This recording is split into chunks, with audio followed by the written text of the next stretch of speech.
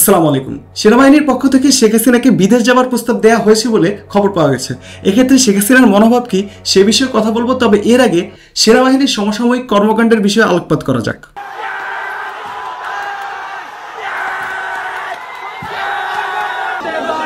সেনাবাহিনী সরকার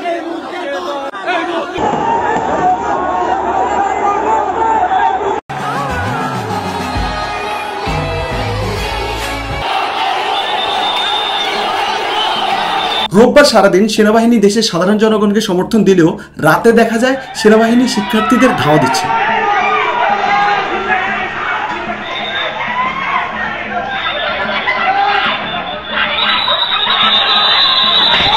এটি সেনাবাহিনীর বিপক্ষে গুজব।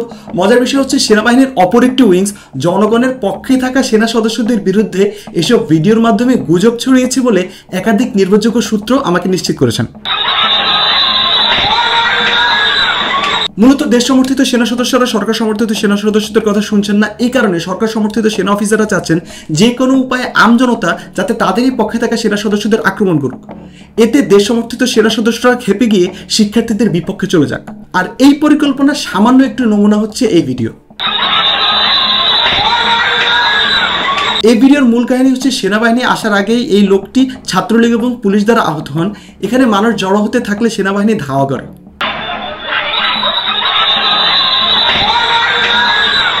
এর বাইরে ওপর থেকে অর্ডার আসলে তো কিছু করার থাকে না। ইতিমধ্যে আমরা সেনাবাহিনীর প্রধানের বক্তব্য শুনলাম। বলেন, সেনাবাহিনী দেশের জনগণের আস্থার প্রতীক। এর আগে 3 বাহিনীর প্রধানের সাথে প্রধানমন্ত্রীর বৈঠক, কিন্তু এই বৈঠকের আগেও সেনাবাহিনীর ডিভিশন পর্যায়ে জুনিয়রদের সঙ্গে বৈঠক হয় সিনিয়র সেনা সদস্যদের।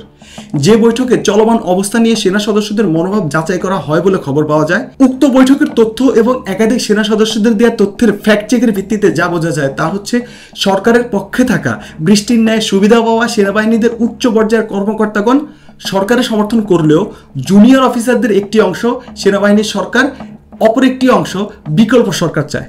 তবে শেখ হাসিনা সরকারকে চায় এমন জুনিয়র অফিসারদের সংখ্যা নিতান্তই নগণ্য। অপরদিকে সেনাবাহিনীর সৈনিক পদে থাকা 90% সদস্যই হাসিনা সরকারকে গ্রহণ করতে পারছে না বলে বাংলাদেশ সেনাবাহিনীর একাধিক সদস্য নিশ্চিত করেছেন। সর্বশেষ চট্টগ্রামে শিক্ষার্থীদের আন্দোলন ইস্যুতে নিজেদের রিজাইন লেটার জমা দিয়েছেন 7 সৈনিক, এমন তথ্য। এর বাইরে যাদের সামনে প্রমোশন হওয়ার সম্ভাবনা রয়েছে বা যারা জাতিসংঘের মিশনে আগামীতে যাবেন তারা নিতান্তই মনের বিরুদ্ধে মাঠে নেমেছেন বলে জানা যায়। প্রমোশনের কথা বলতে গিয়ে মনে পড়ল মোহাম্মদপুরে সেনাবাহিনীর গুলিবর্ষণের কথা।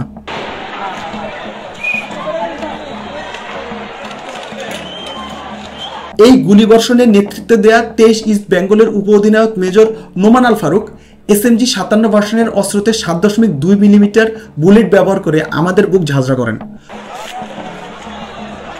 গত 2 বোর্ড তিনি কোনো প্রমোশন পাননি। আগামী বোর্ডে প্রমোশন না পেলে আজীবন তার অবস্থানে থেকে যেতে হবে, কোনো প্রমোশন পাবেন না। শুধুমাত্র প্রমোশনের আশায় তার সিনিয়র 23 ইস্ট বেঙ্গলের প্রধান আহমেদুল্লাহ আল মজুমদারের সঙ্গে পরামর্শ না করেই গুলি চালিয়ে বসেন বলে খবর পাওয়া গেছে।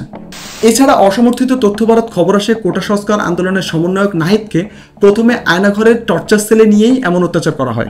মূলত প্রমোশন লোভী মিশনে যাওয়া সেনা এবং সরকার দ্বারা সুবিধাভোগী ছাড়া সেনা সদস্যদের বাকি সবাই চাইছেন শেখ হাসিনা সরকারের পদত্যাগ। অসমর্থিত অপর সূত্র জানায় ইতিমধ্যে শেখ হাসিনাকে বিদেশ যাওয়ার প্রস্তাব দেওয়া হয়েছে সেনাবাহিনীর পক্ষ থেকে, কিন্তু শেখ হাসিনা যেতে রাজি নন। তিনি এর শেষ দেখে চড়তে চান। তবে আরও জানা যায় এভাবে বেশি দিন চালিয়ে যেতে রাজি নন সেনা কর্মকর্তারা। অপরদিকে যেহেতু এই জনস্রোত জীবনের বিনিময়ে শেখ হাসিনার পদত্যাগ চায়, ফলে নতুন ভোর এখন শুধু সময়ের অপেক্ষা। আল্লাহ হাফেজ, আসসালামু আলাইকুম।